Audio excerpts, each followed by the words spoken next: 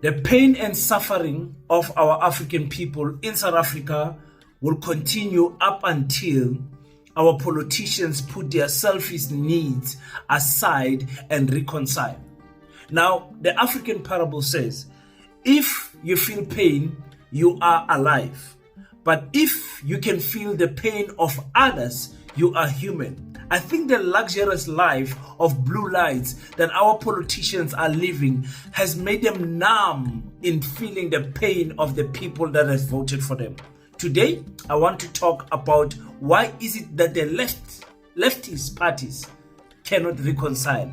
Why is it that the old are still clinging to power and refusing the young to lead? And why is it that the young are refusing to take counsel from the old? Let's talk about that, Paseta and much more. Welcome to King Said So, Africa's one land, one language, one currency, one army on King Said So. Africans can unite. Your Pan-Africanist podcast. Enjoy.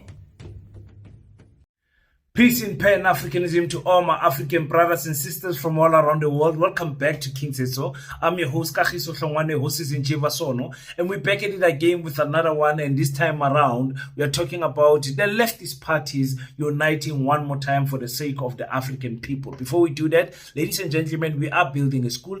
The name of the school is the Pan-Africanist School of Economics, Technology and Agriculture. It is a school that seeks to give the tools to the African child so that they can face the world better, so that they can be ready to compete in the sport field, they can compete in the classroom and compete in the economy meaningfully to change the situation and the status quo of the African child. If you want to assist us, please make sure that you send your contribution to the Capitec business account. By just contributing a 50 Rand, we will really appreciate it, ladies and gentlemen. Visit our website, which is www.paseta.africa, or visit us on social media platforms, including YouTube, that is on Paseta School, and you will find all the information that you need about Paseta. Thank you so much, ladies and gentlemen, to each and every one of you who have contributed thus far. Ladies and gentlemen, it's a topic that many African people are not comfortable with. I know the EFF fighters are not comfortable with the idea of them uniting with the MK political party. I know the MK political party is not comfortable necessarily with the idea of uniting with the ANC, or the ANC working with either one of them. The ANC has shown us in the past that they have continuously stood on a sell-out position, and that's what they did with the GNU. People who have taken your land, people who have unalived your ancestors, people who have taken the economy, and you turn around and smile at them and give them a slice of power in government. We know that history will judge the ANC harshly. But you know what? I carry a forgiving heart to my African brothers and sisters in the ANC, including those who stand in their sell-out position. The reason why, as a Pan-Africanist, I put forgiveness ahead in terms of when I deal with my brother is because, especially in South Africa, we have forgiven our colonizers of crimes that are not supposed to be forgiven. It is only us African people who forgive people who take our land. It's only us Africans who work each and every day, go to work, look at people that have benefited, that are continue to benefit from the apartheid regime. I'm talking about apartheid generated wealth. We see them every day, and we forgive them. We carry a special heart as African people. We carry a special heart as African people. To look at all of these people, Johan Rupert, you know where their family is coming from. Oppenheimers, you know where their family is coming from. When you look at the history of Africa, and we look at them and we are okay with them. We can even work for them. We can go and be a ShopRite. We can go and be at the DSTV. We can work at so many companies that they own. And we are okay to know that these people's families enslaved our family members, enslaved our ancestors to get the wealth that they have today, and we are okay with it. And because of that, I am available to forgive and work with any African brother. Because of that, I think that's my starting point. That's my starting point. There is nothing that can make me hate Cyril Ramaphosa so much. You guys know how much I dislike Cyril Ramaphosa. Hate Cyril Ramaphosa so much that tomorrow I can work with Verwoerd. Never. Never. Never. I will never do that. To punish Cyril Ramaphosa and his children, I work with Steenhuisen because of never. And some African people can't get themselves into that idea. They will, like the ANC, they will rather work with the enemy, thinking that it is punishing the EFF and the MK. Kanti working with the enemy is punishing themselves and the generation that comes after them. It is now the ANC Youth League, the ANC Next Generation, that has to deal with the consequences of the ANC choosing to work with the Freedom Front and the Democratic Alliance. Come on, somebody on the comment section. Come on, somebody on the comment section, type, I hear you, King. It is the decision that they took in 2024 to go with a GNU that includes the Democratic Alliance, Freedom Front Plus, knowing the history of those people in those political parties, Helen Ziller, Peter van der, Dr. What is his name? Van der Estates, and what is Peter's tenure? To knowing their history, knowing that some of them might have played part in unaliving Chris Hani, knowing the history of those people, turning their back against the EFF, turning their back against the MK political party, and saying, we will rather work with these people. It is because of that decision that the following generation that has to renew, that has to bring a renewal stance to the ANC, that will suffer for a long time, maybe even 15 to 20 years. Suffering, election after election, up until a point where you see the ANC hitting 15%. I hear people talking, yeah, ANC 20-something%. Listen, it's going to be worse. In 2034, the ANC might be under 20%. If they don't do what your boy King says they must do. I've been preaching these people. I've been hated for preaching this, that these parties must unite. When the MK political party started firing people, the MK political party started showing some cracks in the MK political party. It is the fighters that came and said, King, you said we must reunite with this. Is this the rubbish that you say we must unite with? Because African people are content. They will rather be in their small box than work with other African people. And I'm speaking the truth here. I see the downfalls of the MK political party. You've been on my podcast where you have seen me criticize the MK political stance. You have seen me criticize the EFF. You have seen me criticize Floyd Chivam. You have seen me criticize every black person. But I always preach that I love them, all of them. I will promote all of them. Mary Party is going to open a party probably. I will support her as an African sister. My wish is one,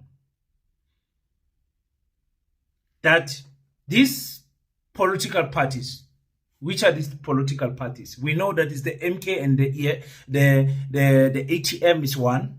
We know they will be contesting the ballot paper as one political party. We know in the middle we've got the African National Congress. We know we've got the EFF, and we've got the Communist Party. We must not forget the Communist Party.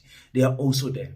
We know that these parties amongst each other and other black political parties carry the 2/3 majority easily.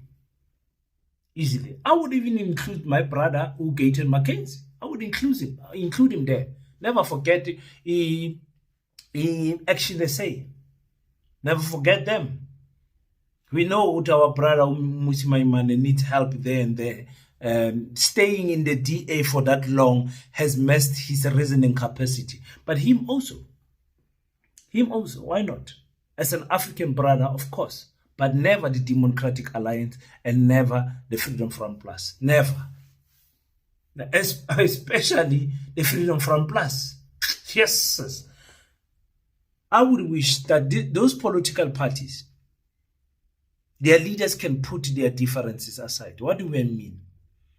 I mean there is a room with about 15 chairs represented by three each party, about 15 chairs, 20 chairs, and there are leaders there, the leaders and their secretary, and maybe another additional person from that political party. So let's say in the MK, for debate's sake, for example's sake, there will be in the MK there will be Jacob Zuma, there will be Nhlamulo Ndlela, and maybe Dr. John Hlophe. Maybe there will be those three. In the MK, in the EFF, you're spoiled with choices. Julius, obviously, you have Sitlelonzi, and you'll have Umphile Mautwe. For example, it's just examples. In the ANC, you'll have Panyaza, you'll have Ufikile, and you will have someone else. You'll have someone else there. The same goes with Solima Paila in the Communist Party and two others. We have Herman Mashaba and two others. I'm speaking about Africans here. Speaking about Africans here, you'll have Gaten McKenzie, you have Fidel Adams, you'll have, and those colored parties are fighting like nobody's business now. And then you will have Patricia DeLille, for example. And those leaders will come in and say, us fighting continues to make our people to suffer. Up to here and no further. Tot ye and ni further ni. Kufika la and I kudlulela lokho. And they say, we are not going to come out of this room up until we choose a president amongst us and a deputy president, a secretary general, a spokesperson amongst the 20 of us, amongst the 15th of us. We are going to choose someone. And we, as the followers of MK, the followers of the EFF, the followers of the ATM, the followers of the South African Communist Party, the followers of AZAPO, the followers of the PAC, we say, leaders, the guy that is going to come out there, the lady that is going to come out there that you guys have chosen, we will accept. We are sick and tired of suffering on the ground. I wish somebody can hear and share this message. The only thing that will make our leaders unite is us on the ground saying enough is enough. How can you be proud of your 15%? What makes you so proud of your 15%? Fighting your own brothers and sisters. MK, I'm speaking to you guys. ANC, you are not getting the message. You are at 40%. Are you still not getting the message from the ground? Are you still not getting the message from the ground? ANC, we are talking to you. EFF, 9%. 9% yam yang sebenzela with pride, and we agree with that. 9% yam yang sebenzela. But can you not see that it's dividing us as African people even further? Can you not see that? Amongst all of these leaders, I would choose Julius Malema to be the next president because I think he will be the one who will be able to take bold decisions. But if those people come out of that room and say it is Floyd, for example, I forgot Floyd, Maibuye, they say it is Floyd, or they say it is Vuyo Zungula, they say it's Andile Ngitama, or they say it's Patrice Motsepe, or they say it is who am I forgetting? Even if they say whoever, I will accept it as long as it comes from a collective of black unity. I will accept it. That is my dream, and that is what I will continue to sell on this channel. I will continue to sell it. It's something that is very far-fetched. It's something that is a stretch. It's a stretch for us to achieve that. I know our leaders will say no. Have you seen the knives on my back? I know Julius will show me the knives on his back and say, look at these knives. You want me to take these knives and trust this brother again with my back when he have stabbed me so many times? I know people will, I know everyone will have a logical reason to say why I hate my brother and why I can't trust my brother. I know and I understand. But you cannot turn in the same breath and say, I can't trust the King said so, but I'm going to trust John Steeneze. Uyahlanya. Bemile. Pambene. Hey. Wapenga man. You can't. No matter how much the hate and pain that you have with against your brother, it cannot push you back to your enemies. And I was debating with a friend of mine, and he said, King, you know what? I would rather work with the enemy than work with some of my brothers, the way they've hurt me. You are speaking on a personal level, not on politics. I said to him in closing our conversation, I said, it's fine, I understand. Because he gave me quite, like I said, our people know how to reason. He gave me quite valid reasons what some people have done to him, to his family. I said, if I had to give someone a knife to stab and kill me, I, myself, hand over the knife to someone to kill me. Between my brother, who has backstabbed me a lot, let me say even my brother who have slept with my wife, my brother who have stolen my company, my brother who have stolen my car, my brother who has broken into my house, my brother who has made me jobless, my brother who has, I don't know what's the worst thing that you can think about what your brother can do. That brother who has done all of those bad things, I can give him my knife. Or I can give my knife to my colonizer who has almost flattened my traditional beliefs, who has taken away my spirituality, who has taken away my economy, who has taken away the soil that I walk on top of, who has taken away the minerals that are underneath the pregnant soil of Africa, who has taken away my language, who has taken away all of those things. Between the two, when I was debating with my brother yesterday, I said, I would rather give you the knife to kill me, because I know you will not be able to sleep sound. Yeah, maybe you will sleep, but you will not have a sound mind, because my ancestors will not let you to sleep kamnandi. As a brother, this one will unalive me and go and sleep a long, peaceful sleep because his ancestors has taught him to do so. It is in their bloodline. Angazi uyang tolerate or maybe uzongithola later. Rather you, my brother from MK, kill me, it's fine, than to be killed by Umlungu, we are a Freedom Front Plus, or AfriForum. I cannot give them that satisfaction anymore to continue to haunt my bloodline and spill blood of my ancestors again. I cannot give them that satisfaction anymore. Rather you, my brother, it's fine. Take me, it's fine. Let my children and everyone know that it's you that did it.